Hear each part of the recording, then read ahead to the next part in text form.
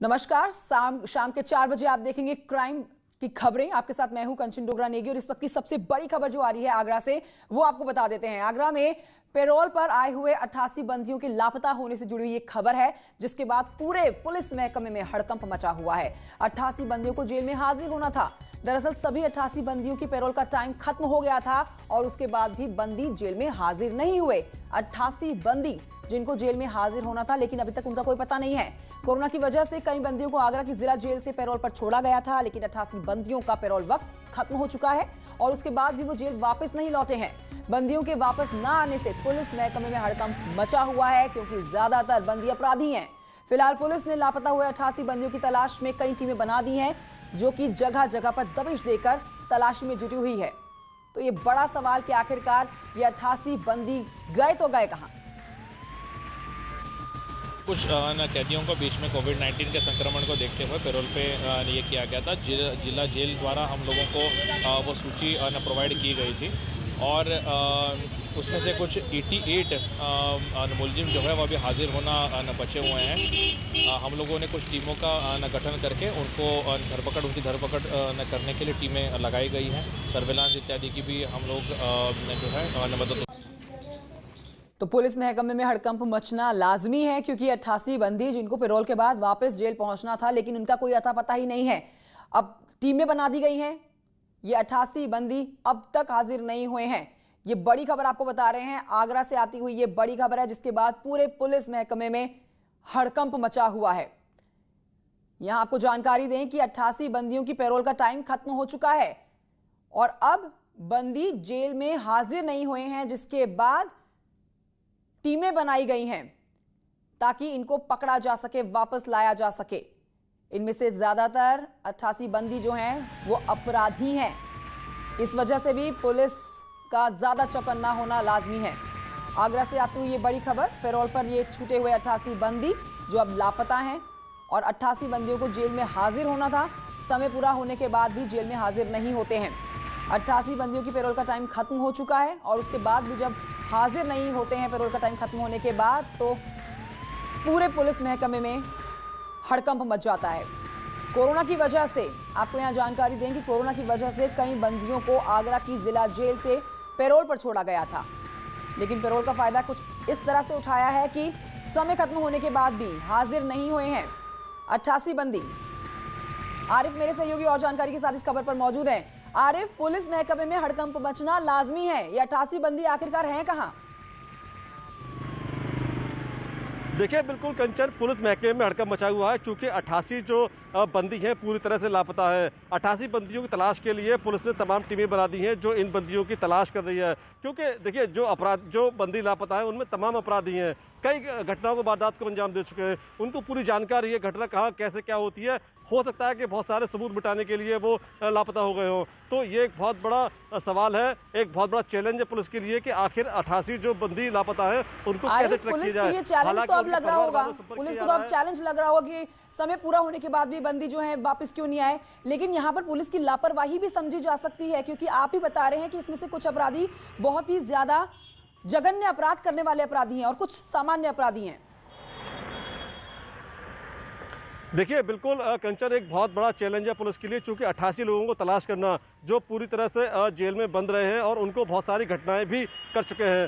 तो हालांकि देखिए पुलिस के आला अधिकारी साफ तौर पर कह रहे हैं कि हम एक एक जो आरोपी हैं जो जेल में बंद रहे हैं उनकी तलाश कर रहे हैं, उनके परिवार वालों से संपर्क कर रहे हैं, उनके जो नंबर हैं उनको ट्रैक कर रहे हैं और नंबर लोकेशन लगा रहे हैं और उनके नंबर भी सर्विलांस पर लगाए गए हैं ताकि उनकी लोकेशन पता चल सके। लेकिन बड़ा सवाल ये है कि 88 बंदियों को लापता हो जाना एक बड़ा चैलेंज है और पुलिस के लिए आने वाले टाइम में देखिए कंचन ये सदर बन सकते हैं। इसको लेकर आला अधिकारियों में शुक्रिया आपका आरिफ खान, बहुत शुक्रिया आपका जानकारी के लिए। क्राइम न्यूज में आगे बढ़ेंगे, बलरामपुर की खबर आप तक पहुंचाएंगे, जहां पर घर में भीषण आग से युवक की जिंदा जलकर मौत हो जाती है। इस पूरे मामले में ट्विस्ट सामने आ जाता है। दबंगों पर घर जलाने के आरोप लगे हैं, जिससे ये सवाल खड़ा हो रहा है कि आखिर वो कौन लोग हैं जो पत्रकार राकेश सिंह के घर को जलाना चाहते थे, और राकेश सिंह के घर में जलकर जिसकी मौत हुई वो कौन था। देखिए रिपोर्ट। बाड़ी पड़ी रहेगी कभी वो पता नहीं।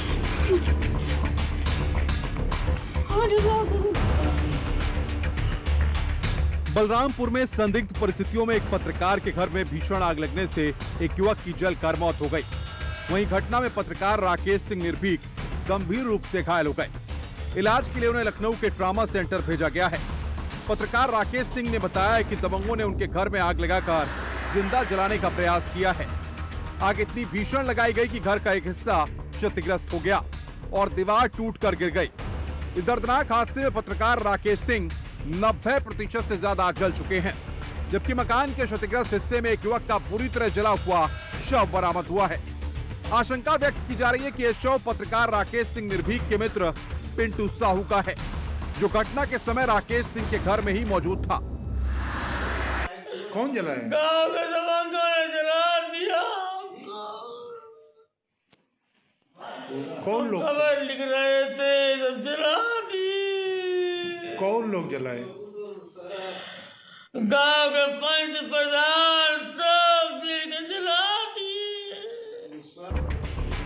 शुक्रवार की रात लगभग 11:30 बजे पत्रकार राकेश सिंह के मकान में भीषण आग लगने और आग से मकान का एक हिस्सा क्षतिग्रस्त होने की सूचना पर मौके पर पहुंची फायर ब्रिगेड ने आग पर काबू पाया। तब तक एक युवक का शव जलकर राख हो चुका था। पत्रकार राकेश सिंह निर्भीक जलने के चलते गंभीर रूप से घायल हो गए थे। घायल राकेश सिंह को पुलिस ने जिला अस्पताल पहुंचाया, जहां उनकी हालत गंभीर देखते हुए डॉक्टरों ने उन्हें ट्रॉमा सेंटर के लिए रेफर कर दिया। मुसलमान ज्यादा दियत रहे कि हिंदू ये सब लिखी ना, तब आए रहा चढ़ के सबे। ओके बाद फिर जेल चला गए, फिर बहुत यहाँ सब बाबा और हम ना जाने कुछ। बहुत ही दुखद घटना घटी है और जिसका भी हम लोगों ने मौके पर हर एक पहलू पर बहुत गंभीरता से हम लोगों ने स्वयं भी निरीक्षण किया है। निश्चित तौर पर उनके परिवार वालों के बताने से घटना संदेहास्पद स्थिति में है और हमारी पूरी संवेदना मृतक दोनों परिवारों के प्रति है और मैं अभी अपने उच्च अधिकारियों से बात करके इस घटना की सच्चाई क्या है उसके तह तक हम लोग जाएंगे। घटना के समय पत्रकार राकेश सिंह की पत्नी अपनी 2 बेटियों के साथ मायके गई हुई थी। इस भीषण हादसे में कई रहस्यों से अभी पर्दा उठना बाकी है। पुलिस तहकीकात में जुटी है, लेकिन कई ऐसे साक्ष्य हैं जो गंभीर घटना की ओर इशारा करते हैं। कल रात में लगभग 11:30 बजे यहाँ पर एक पत्रकार हैं राकेश सिंह निर्भीक, जो कि राष्ट्रीय स्वरूप में कार्य करते थे। उसके अलावा वो यूट्यूब के माध्यम से स्वतंत्र पत्रकारिता भी करते थे। तो उनके घर में कुछ अज्ञात कारणों से आग लग गई और जिसकी वजह से उनके साथ जो उनके एक मित्र थे पिंटू साहू, उनकी मृत्यु हो गई। और राकेश निर्भीक को जब यहाँ से डॉक्टर्स ने रेफर किया KGMC के लिए, लखनऊ के लिए, तो वहाँ पर भी उनकी इलाज के दौरान मृत्यु हो गई। तो इस पूरे प्रकरण में हमारे DM साहब हैं, हमारे एडिशनल SP हैं और जितने भी वरिष्ठ अधिकारी हैं, हमारी फॉरेंसिक टीम, हम सब लोग ने आकर के पूरी यहाँ छानबीन कर रहे हैं और इसमें हम लोग पूरे आगे विधिक कार्रवाई इसमें आगे करेंगे। सवाल सबसे बड़ा यह है कि राकेश सिंह के घर में मौजूद उस वक्त वो व्यक्ति कौन था और आखिर उस वक्त घर में ऐसा क्या चल रहा था। आखिर वो कौन लोग थे जिन्होंने राकेश सिंह के घर में आकर के आग लगाई। इन तमाम सवालों का जवाब खाकी तलाशने की कोशिश कर रही है। पुलिस तथ्यों के आधार पर छानबीन कर रही है, फॉरेंसिक टीम भी लगाई गई है और ये घटना कैसे हुई इसको लेकर छानबीन की जा रही है। Bureau report, News 18। और आइए अब आपको सुनाते हैं एक पीड़ित के मरने से पहले दिया वो बयान, जिसमें वो गांव के दबंगों पर जलाने का आरोप लगा रहा है। कौन जलाया? गाँव के दबंगों ने जला दिया। कौन लोग? खबर लिख रहे थे, सब जला दी। कौन लोग जलाए? गाँव के पंच प्रधान सब मिलकर जला दी। बढ़ते हैं आगे। अगली क्राइम खबर जो है वो है झांसी से, जहां पर मॉर्निंग वॉक पर निकली हुई महिला की हत्या कर दी गई और पुलिस ने इसका खुलासा कर दिया। पुलिस के खुलासे के मुताबिक महिला की हत्या जेठ ने ही की। जेठ महिला के साथ अवैध संबंध बनाना चाहता था, जिसके लिए महिला राजी नहीं थी। फिर जेठ ने अवैध पिस्टल से इस महिला को 3 गोलियां मारी। देखिए रिपोर्ट।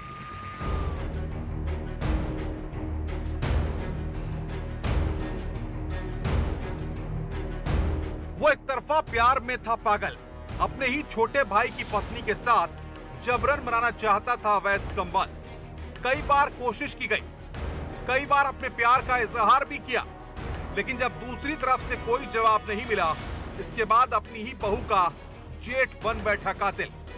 इस सनसनीखेज दास्तान को गुजरे अभी चंद घंटे ही हुए हैं, जिसमें पुलिस ने खूनी रिश्ते की सनसनीखेज दास्तान का खुलासा करते हुए मॉर्निंग वॉक पर निकली महिला की हत्या के आरोप में उसके सगे जेठ को गिरफ्तार कर लिया है। मामला सिपरी बाजार थाना क्षेत्र का है, जहां शुक्रवार की सुबह मॉर्निंग वॉक पर निकली पूजा जायसवाल नाम की एक महिला की गोली मारकर हत्या कर दी गई थी। महिला की हत्या की सनसनीखेज वारदात के बाद झांसी से लेकर लखनऊ में बैठे पुलिस अफसरों में हड़कंप मच गया। मृतका के सिर में 2 गोली मारी गई थी, इसके चलते उसकी मौके पर ही मौत हो गई थी। ये उस महिला से अवैध संबंध रखना चाह रहा था और उनके कैरेक्टर पे शक भी करता था, इसके चलते इन्होंने ये मर्डर किया है। जो टीमें इसमें लगातार मेहनत किए हैं दिन रात करके, उनको मेरे तरफ से 25,000 और मेरे द्वारा आईजी रेंज महोदय को भी रिकमेंड किया गया, इनका 50,000 की इनाम दे दी जाए। इस घटना के खुलासे को लेकर शासन में बैठे पुलिस महकमे के आला अफसरों से लेकर झांसी जिला के पुलिस अफसरों ने जी जान लगा दी। घटना के खुलासे को लेकर एसएसपी दिनेश कुमार पी ने 3 टीमों का गठन किया। पहली टीम एसपी सिटी के नेतृत्व में बनाई गई, दूसरी टीम सीओ सिटी और तीसरी टीम नवाबाद थाने की पुलिस को शामिल किया गया। तीनों ही टीमों ने कड़ी मशक्कत करते हुए मॉर्निंग वॉक पर निकली महिला के सिर में गोली मारने वाले शख्स को गिरफ्तार किया। वो शख्स कोई दूसरा नहीं बल्कि उस महिला का अपना ही सगा जेठ निकला। 24 घंटे के अंदर ही पुलिस ने हत्यारोपी जेठ को पिस्टल के साथ गिरफ्तार कर लिया। दरअसल जेठ विनीत जायसवाल ने शुक्रवार की सुबह 5:30 बजे सैर करने के लिए सर्किट हाउस रोड पर उसे बुलाया। पूजा को विश्वास में लेते हुए हत्यारोपी जेठ पूजा जायसवाल को सुनसान जगह पर ले गया, जहां विनीत ने पूजा के सिर में 2 गोलियां मार दी, जिसके बाद उसकी मौके पर ही मौत हो गई। फिलहाल पुलिस ने हत्यारोपी जेठ को सलाखों के पीछे पहुंचा दिया है। वहीं इस घटना का खुलासा करने वाली तीनों टीमों को एसएसपी और आईजी ने संयुक्त रूप से 75,000 रुपए का इनाम देने की घोषणा की है। झांसी से न्यूज 18 के लिए अश्वनी मिश्रा की रिपोर्ट।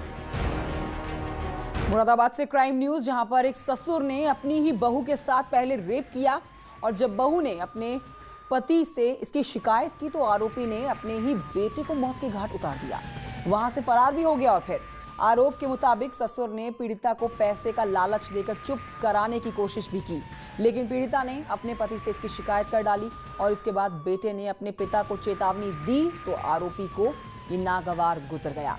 उसके बाद उसने अपने ही बेटे की गोली मारकर हत्या कर दी। फिलहाल पुलिस ने इस पूरे मामले में शिकायत दर्ज कर ली है और आरोपी की तलाश शुरू कर दी है। जौला क्षेत्र में एक व्यक्ति को गोली लगने की सूचना प्राप्त हुई थी। इस व्यक्ति को परिवारजन द्वारा हॉस्पिटल में एडमिट कराया गया था, जिसकी दौरान इलाज मृत्यु हो गई है। इसमें पुलिस ने जो परिवारजन से पूछताछ की गई, इनकी पत्नी ने बताया कि पिता पुत्र के बीच में विवाद था और इन्होंने इनके पिता पे छेड़छाड़ का भी आरोप लगाया। इसमें सभी एविडेंसेस के लिए कलेक्शन के लिए तहकीकात की जा रही है, साथ में पूछताछ की जा रही है और जो भी तथ्य सामने आएंगे उसके अनुसार विधिक कार्रवाई पूर्ण करी जाएगी। आरोपी फरार हैं, छानबीन की जा रही है, तहरीर मिलेगी, कार्रवाई की जाएगी। लेकिन पीड़िता ने जो बताया कि उसके ससुर ने उसके साथ बलात्कार किया 25 नवंबर में और उसके बाद जब उसने अपने पति को पूरी घटना के बारे में बताया तो पति ने पिता से विरोध जताया, जिसके बाद पिता ने अपने ही बेटे की हत्या कर दी। अब मुरादाबाद पुलिस आरोपी पिता की तलाश कर रही है। उसके बाद पुलिस खुलासा करेगी कि आखिर क्या और वजहें रही हैं, क्या पहले से आरोपी ससुर इस तरह की छेड़छाड़ की घटनाओं को अंजाम देता था। 25 नवंबर का जिस तरह पीड़िता बता रही है कि उसके साथ उसके ससुर ने बलात्कार किया, फिर 1,000 रुपये उसकी कीमत लगाई और विरोध करने पर उसके बेटे की हत्या कर दी। तो रिश्ते को शर्मसार करती ये घटना उत्तर प्रदेश के मुरादाबाद की है। उत्तर प्रदेश सरकार नारी शक्ति मिशन चला रही है, महिलाओं की सुरक्षा के अभियान चलाए जा रहे हैं, लेकिन उसके बीच एक पिता समान ससुर द्वारा महिला के साथ ये घटना बहुत बड़ी घटना की तरफ इशारा कर रही है। वीडियो जर्नलिस्ट पीयूष शर्मा के साथ फरीद शमसी, न्यूज़ 18 मुरादाबाद। इस बीच आपको बताएं कि मैनपुरी में पुलिस और बदमाशों के बीच मुठभेड़ हुई, जिसमें फर्रुखाबाद के कुख्यात बदमाश भोला राठौर को गोली लगी। भोला राठौर की पुलिस को काफी दिनों से तलाश थी। ये रिपोर्ट देखिए। मैनपुरी के थाना भोगांव क्षेत्र में शुक्रवार की रात पुलिस ने मुठभेड़ में फर्रुखाबाद निवासी बदमाश को गिरफ्तार किया है, जबकि उसके 2 साथी मौके से फरार हो गए। पकड़े गए बदमाश के पैर में गोली लगी है। मुठभेड़ में दरोगा भी गोली लगने से घायल हो गए। इनके कंधे में गोली लगी है। घायलों को फिलहाल जिला अस्पताल में भर्ती कराया गया है। गिरफ्तार बदमाश का हाई प्रोफाइल क्राइम रिकॉर्ड है और उसका नाम भोला राठौर है। उसने 6 नवंबर को थाना कोतवाली क्षेत्र में भाजपा नेता के पुत्र की कार पर फायरिंग की थी। दरअसल पुलिस को सूचना मिली थी थाना भोगांव इलाके के ग्राम बरौली के पास कुछ बदमाश मौजूद हैं। इस पर पुलिस टीम ने घेराबंदी कर दी। खुद को गिरता देखकर बदमाशों ने पुलिस पर फायरिंग शुरू कर दी। बचाव में पुलिस टीम ने भी फायरिंग की। इस दौरान फर्रुखाबाद निवासी बदमाश भोला राठौर गोली लगने से घायल हो गया, जबकि उसके 2 साथी मौके से फरार हो गए। मुठभेड़ में सर्विलांस प्रभारी जोगेंद्र सिंह के कंधे में गोली लग गई। पुलिस ने घायल दरोगा और बदमाश को तत्काल ही अस्पताल के लिए भिजवाया। इनकी हालत फिलहाल खतरे से बाहर बताई जा रही है। वहीं मैनपुरी के पुलिस कप्तान अजय कुमार ने बताया कि मैनपुरी थाना भोगांव इलाके के ग्राम बरौली के पास ये मुठभेड़ हुई थी, जिसमें मुठभेड़ में फर्रुखाबाद का कुख्यात बदमाश भोला राठौर घायल हो गया, जिसकी पुलिस को काफी दिनों से तलाश चल रही थी। दरअसल मैनपुरी में 6 नवंबर को थाना कोतवाली क्षेत्र में घटित कार पर फायरिंग की घटना के बारे में महत्वपूर्ण सुराग पुलिस को लगातार मिल रहे थे। इस घटना में सिपाही हरवेंद्र घायल हो गए थे। आगरा में उनका इलाज चल रहा है। पुलिस और बदमाशों की मुठभेड़ में दरोगा साहब भी घायल हो गए, जिनकी हालत फिलहाल खतरे से बाहर बताई जा रही है। बदमाश के कब्जे से बाइक, देशी पिस्तौल और भारी मात्रा में कारतूस बरामद हुए हैं। बदमाशों के इकट्ठा होने की सूचना पर पुलिस ने कई जगहों पर दबिश दी थी। इसी दौरान बदमाशों ने पुलिस पर फायरिंग की। बचाव में पुलिस टीम द्वारा भी कई बार फायरिंग की गई। 2 बदमाश मौके का फायदा उठाकर भाग निकले। पुलिस की टीम उनकी तलाश में लगातार कॉम्बिंग कर रही है। Bureau report, news 18। Crime news में एक छोटे से ब्रेक लिए, यहाँ पर रुकना होगा। कहीं मत जाइए, जल्द लौट रहे हैं।